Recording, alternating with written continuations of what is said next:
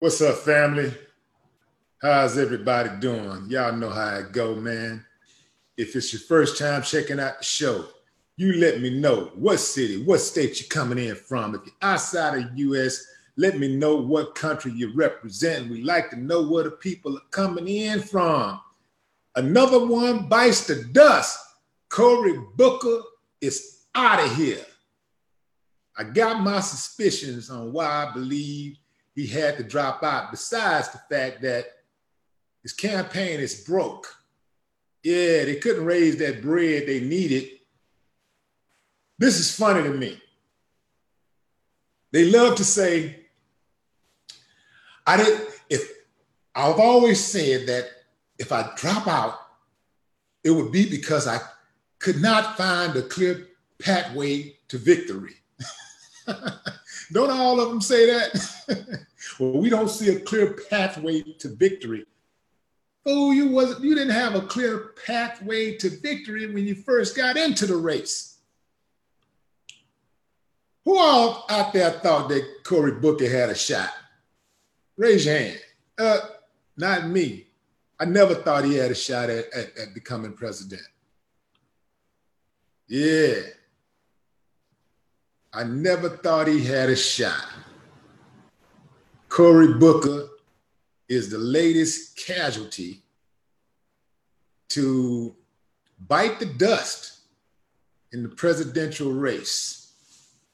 Nah, Cory Booker never had, he's one of them dudes just say the right things, but he never had that passion. He never had that. He didn't just have it. I never believed that dude. So Cory Booker is out of here, family. And what I'm doing right now is I'm checking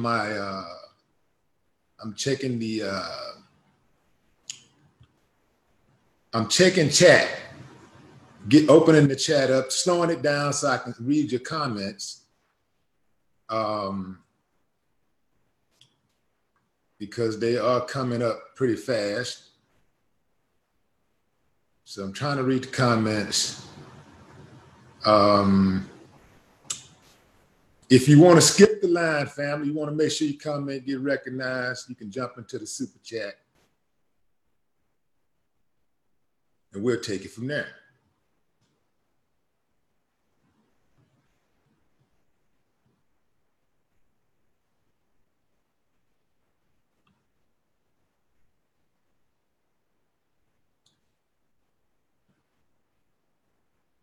Okay, let's see who we got here.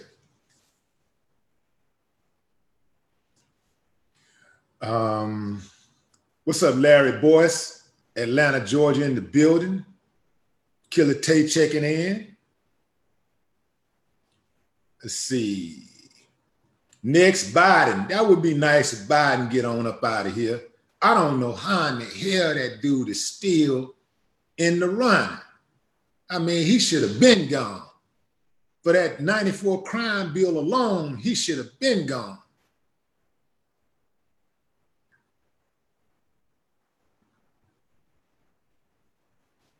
Columbus, Ohio, checking in. Rashad Cobb, what up?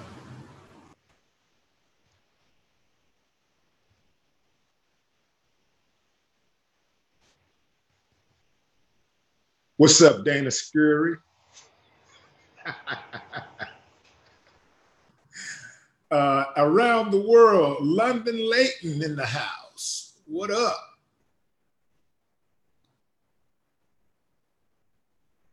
I see you. Who is that? Ricky P. What up? What up, Ricky P? All my members, everybody out there that's a member, make sure you use those emojis. I have these different facial expression emojis made in my likeness. So y'all make sure y'all use those. I always get a kick out of seeing those emojis pop up.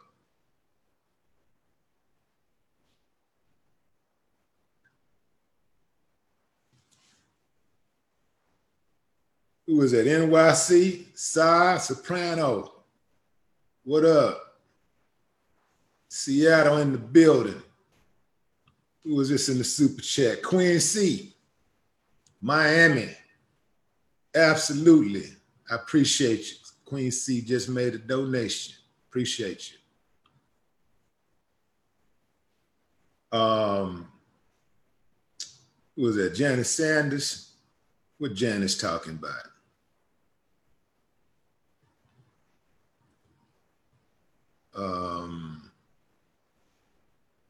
Trying to slow these chats down, fam. It's moving fast. Fake news say good job. ADOS, no black agenda, no black votes, reparation.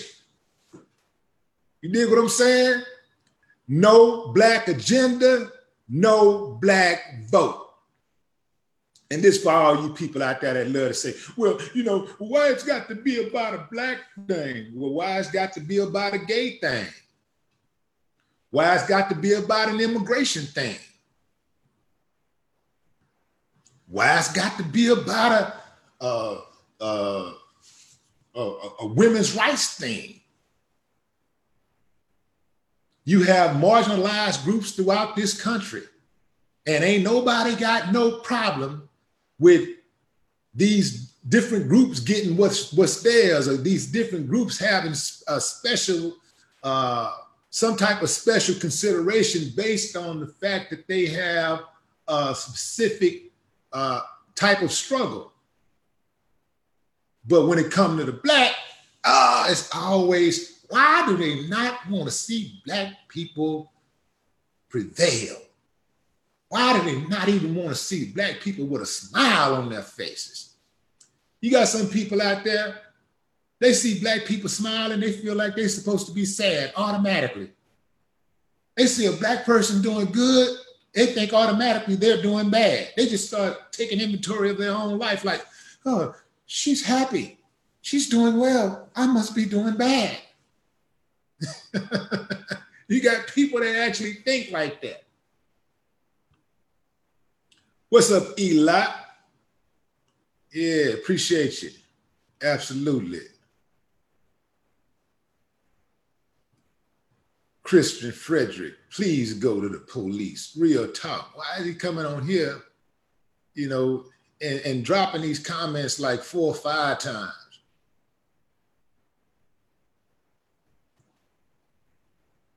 Who is that? M. McKinney says, Willie, why don't you run for office? Hey, look, you know, I got a felony, so we got to get some legislation passed so that we can get these, we can allow people who have felons to be able to fully participate in the political process after they have completed their sentence. I'm under the belief that after a person complete their sentence, if you are convicted of a felony and you complete your sentence, you do everything that was required of you, everything that was asked of you. If you got some time, you went to jail, you did your time. If you got probation, parole, whatever, you completed that sentence. Once you complete your sentence, you should have your full rights restored. It should not be based on no kind of conditions. The conditions was when you had probation. The conditions were when you did your time. Once you serve your time, you should have your full rights restored.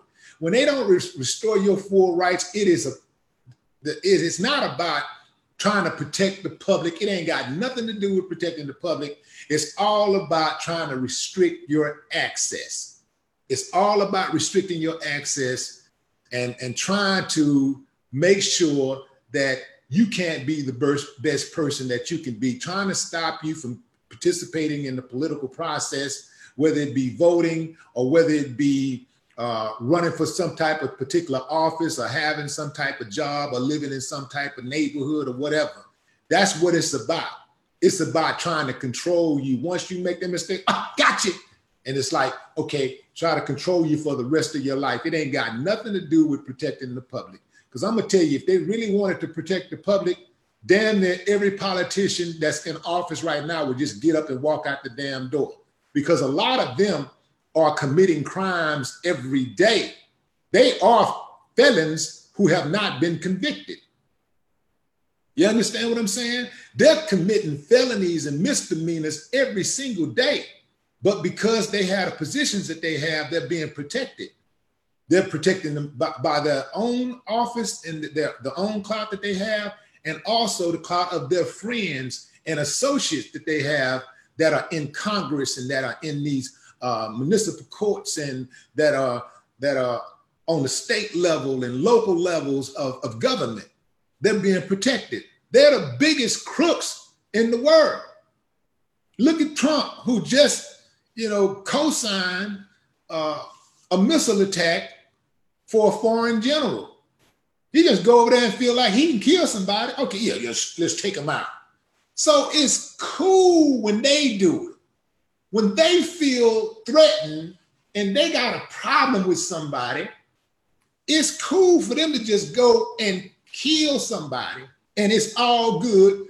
Nobody even consider arresting Trump or any of those people that's in the military who took out the strike. Nobody's even thought about who actually guided that drone to take out that general. Nobody's even thought about who that person is. That person don't even get considered for being a murderer. Nobody even considered arresting that person, asking them questions or anything. They just go and just kill people. But if me and you got a grievance and we just got to try to go out there and kill somebody, it's going to be a problem. They're going to lock us up. Look at us like we evil. We're the face of evil. We're like low down, dirty scavengers. We should be put down. The public needs to be protected from us. But they just go out and kill whenever they feel like it. It is the double standard, the hypocrisy that blows my mind. And that is why I do this show, so that you guys can have an alternative to the real fake news, to the fake news, the propaganda, the mainstream media that's in collusion with the government to put out these false narratives. That is why I do the show. I thank God for platforms like YouTube. I know sometimes they think I go too far, but I'm just trying to give y'all this honest information. Just put this information out there, because we think God knows we need that alternative. We need an alternative voice. This is why I support a whole lot of YouTubers out there that are speaking up and speaking out.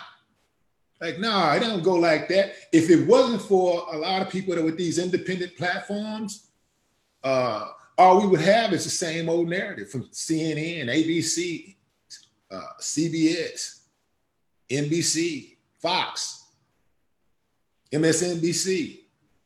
We'd have the same old narrative. So this is why it's important to support people out there that have these independent platforms that are not afraid to tell the truth, because that's what they're really afraid of. Ain't there something? It's like a lie. People will embrace a lie, and as long as you're sitting up lying is cool. Like you ain't gonna have no issues. Or if you just be goofy, be a buffoon, you good. You be cool as long as you're a buffoon and you a clown. Oh, you good.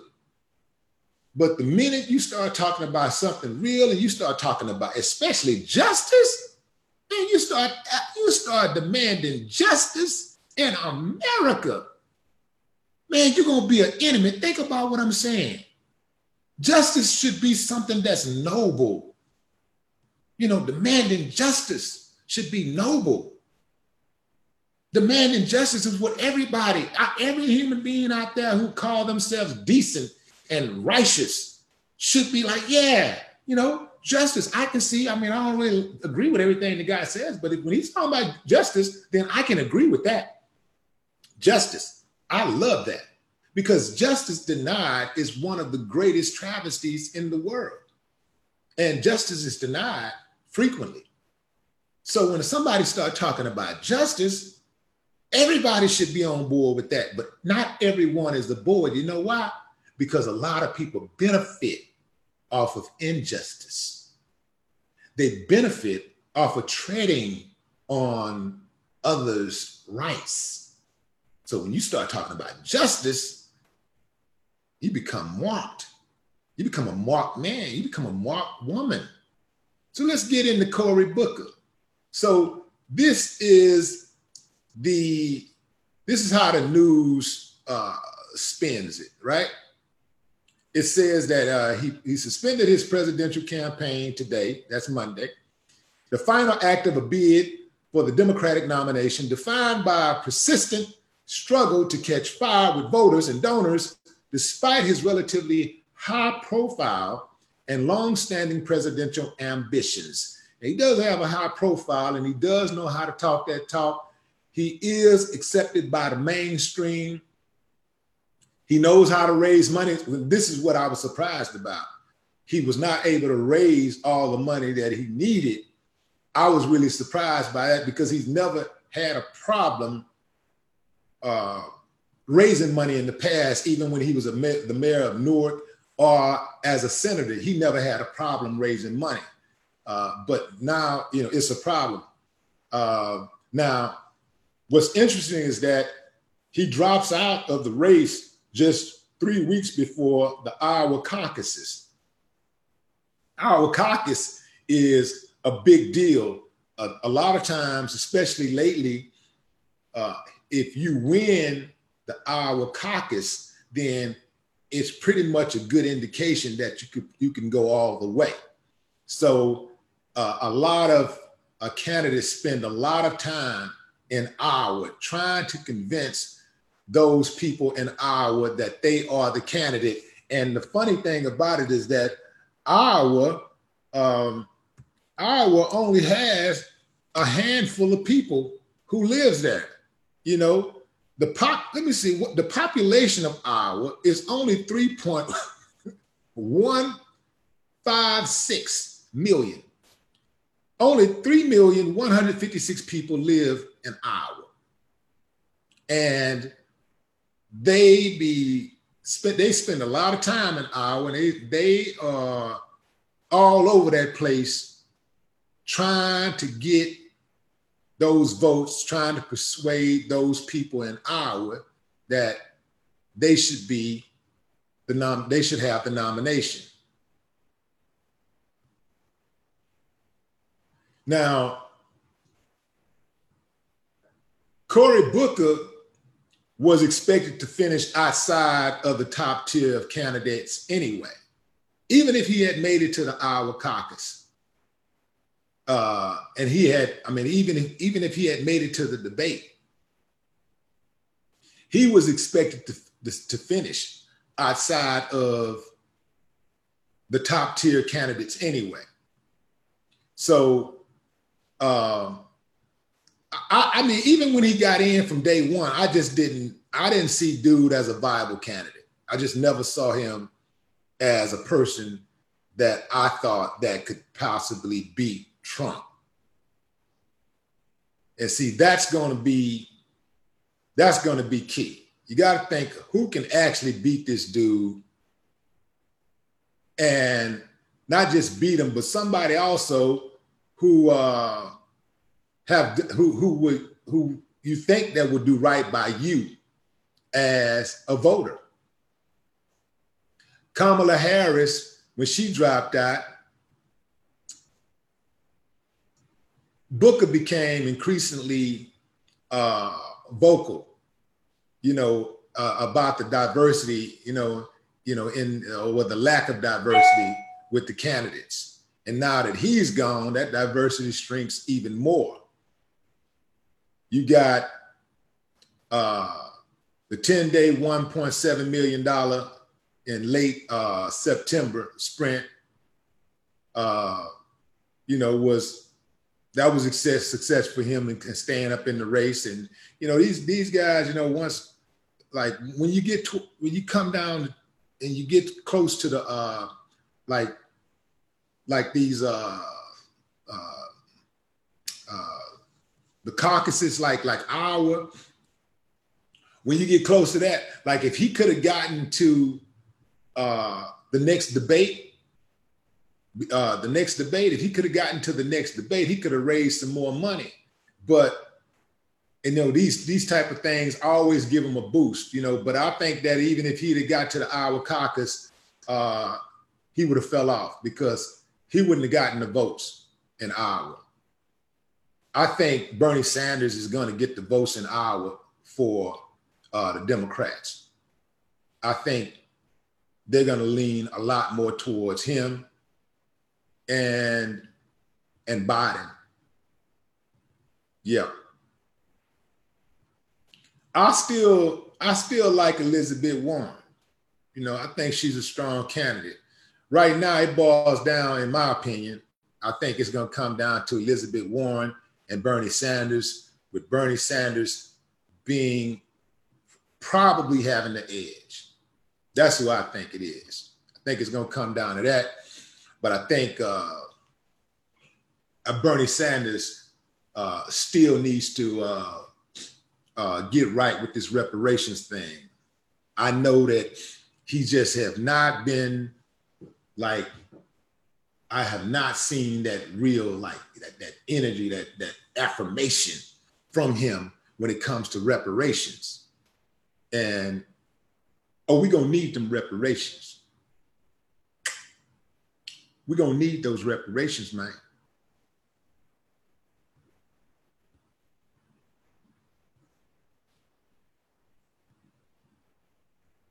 Tom Ford. What's up, Tom Ford?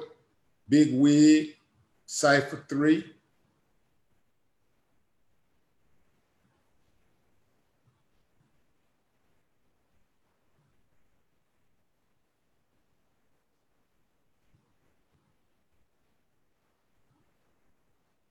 See, here's the thing. I hear a lot of people saying, well, Trump gonna win, Trump gonna win, Trump gonna win.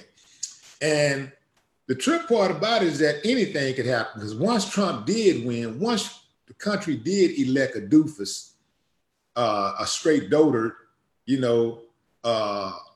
basically an overgrown fifth grader, then it's wide open. Anything could happen. So just as much as the country elected dude and everybody was surprised that he won, and it seemed like, he caught everybody off guard, it's possible that it'll catch everybody off guard that when he loses. It's possible that he could lose.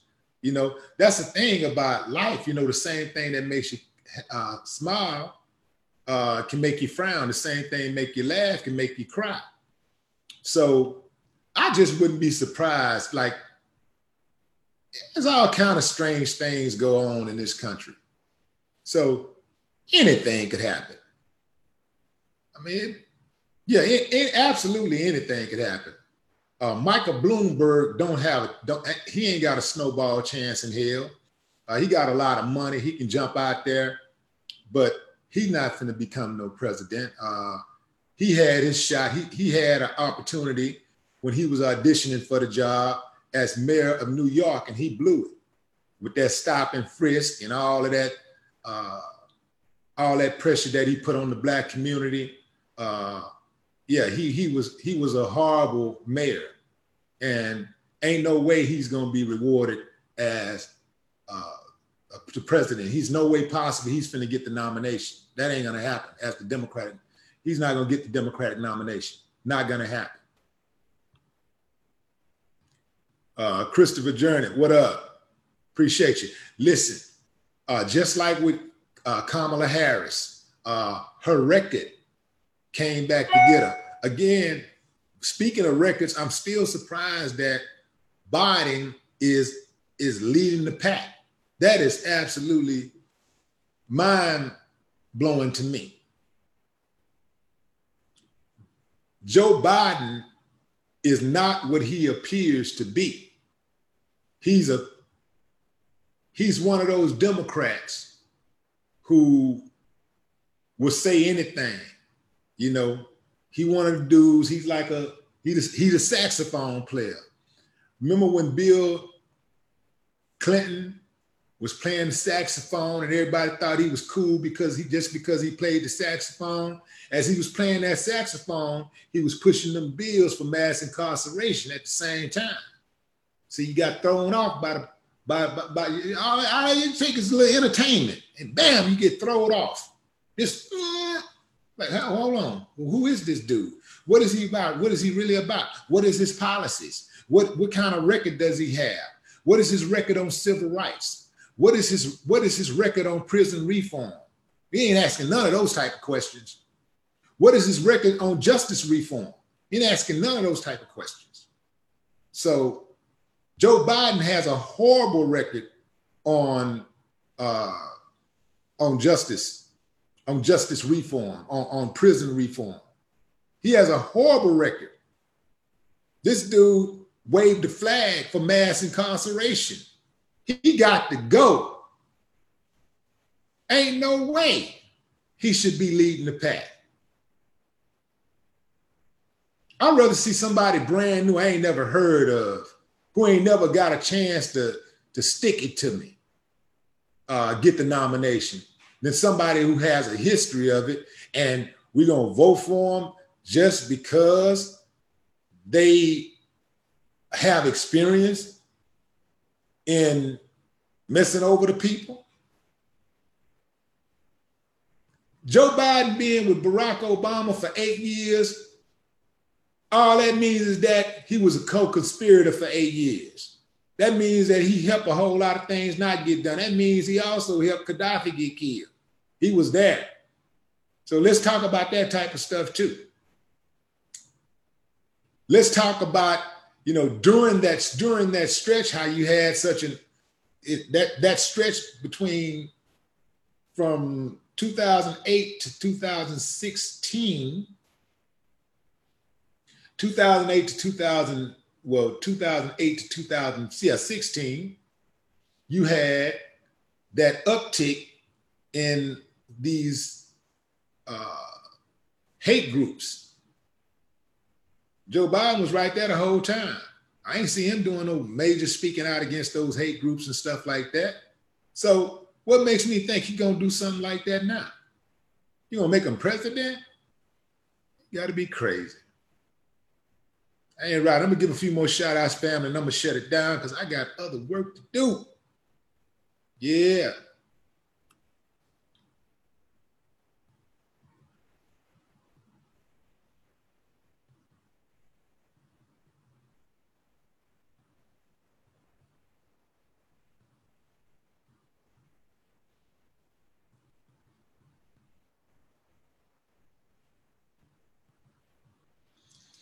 Man, this just trips me out that that pizza and McDonald's and Coca-Colas and Snickers and hot dogs and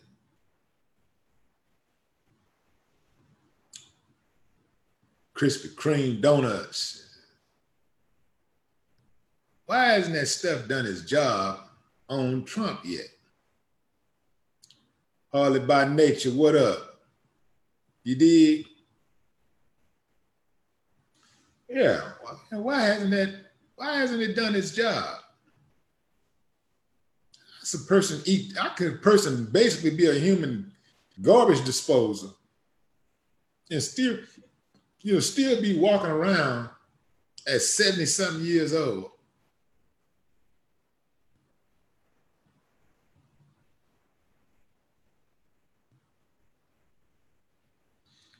Yeah, don't Trump, like if you look at Trump, don't Trump look like his breath stink? Think about what I'm saying. I mean, you can give it a moment. You may have to look at the picture. Go look at a picture of it. Hold on. I'm gonna pull up a picture. Watch this.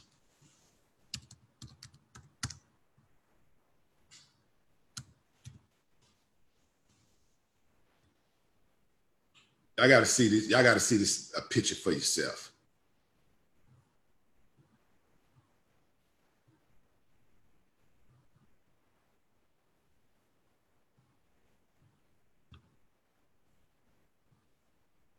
Oh man, this is horrible.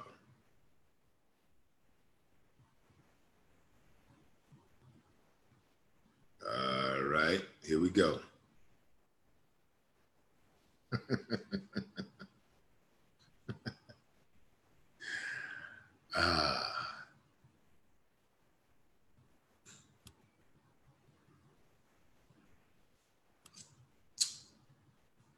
Look at that picture, family. Look at this picture right here.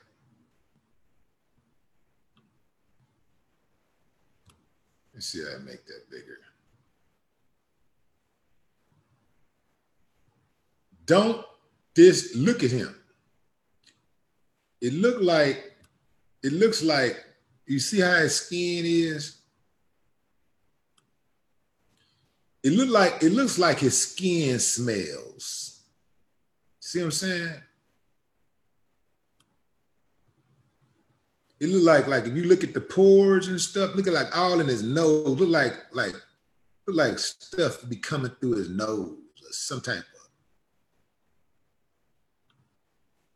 type of odor comes through his nose, like the top, not even the nostril part, but that part right up in there, that part there. And look up, like it just looks like his breath stinks, you know. But you know, I could, you know, maybe it's just me. I don't know, but I just be, you know, I just be tripping on some stuff, you know, like, you know. So anyway, family, I appreciate y'all checking out the show. Let me do one more. Glad I did look. Frederick Brooks, what's up? Peace and blessings. Yeah, I'm glad I did check. I like to make sure I check on my super chat people before I shut it down. Make sure I don't miss nobody. Christopher joined. I spoke on that. Yep. Appreciate you. Yeah. Okay. All right, family. Until next time, I appreciate you. Who y'all think gonna win it? I would say the front runners are Bernie, Biden, and Elizabeth Warren for the Democratic nomination. On the Republican side, whoever running against Trump don't stand a chance. So they're not even worth mentioning. They're just wasting their time and money. I guess some people see it as an investment, though. I mean, I guess they'll get something out of it. Christopher says it's hard to kill a mutt with poison. Yeah. But anyway, fam, I appreciate y'all tuning in. Until next time, family, no more talk.